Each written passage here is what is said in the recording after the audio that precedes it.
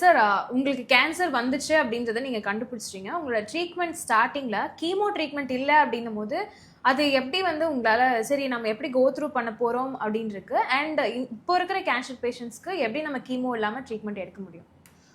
முதல்ல வந்து நான் ஃபஸ்ட்டு சொன்ன லாஜிக் மாதிரி தான். கொல்லணும், அப்புறம் புதுசாக உருவாகிறத தடுக்கணும். கொல்லணும்.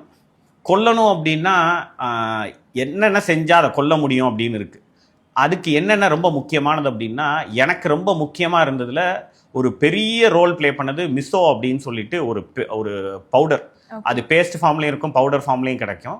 இது வந்து ஜப்பானில் வந்து 3 வேளை சூப்பில் வந்து அவங்க குடிப்பாங்க. அதை பற்றின பெரிய நான் ஜப்பான் போனது 2008 போனேன். பட் 2015 எனக்கு கேன்சர் டிடெக்ட் பண்ணுற வரைக்கும் அதை நான் பார்த்துருக்கேன், ஸ்மெல் பண்ணது பார்த்துருக்கேன், அதை குடித்ததில்லை.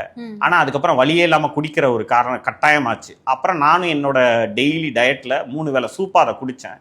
அது வந்து ஒரு பெரிய ரோல் ப்ளே பண்ணிச்சு. என்ன அப்படின்னா, அதில் ஒரு குறிப்பாக வந்து ஒரு 2-3 ஐட்டம் இருக்குது. அந்த மிசோவில் வந்து 2-3 ஐட்டம் இருக்குது. அதில் ஒரு ஆன்டி ஆக்சிடென்ட் வந்து ஸ்பெர்மிடின் அப்படின்னு சொல்லிட்டு இருக்கு ஆன்டி ஆக்சிடென்ட். அந்த ஸ்பெர்மிடின் வந்து என்ன பண்ணும் அப்படின்னா, அட்டாஃபஜி அப்படின்னு ஒன்றதை இன்டியூஸ் பண்ணும். அந்த அட்டாஃபஜின்றது என்ன அப்படின்னா, செல்ஸ் தன்னைத்தானே சாப்பிட்டுக்கிறது. எது தேவையில்லாத செல்ஸ்ன்றதை அதுவே சாப்பிட்டு அதுவே சாகடிச்சிடும். இப்போ கேன்சர் செல்லுன்றது தேவையில்லாது. அப்போ இந்த ஸ்பெர்மிடின் என்ன பண்ணுச்சு அப்படின்னா, அதை தூண்டுச்சு.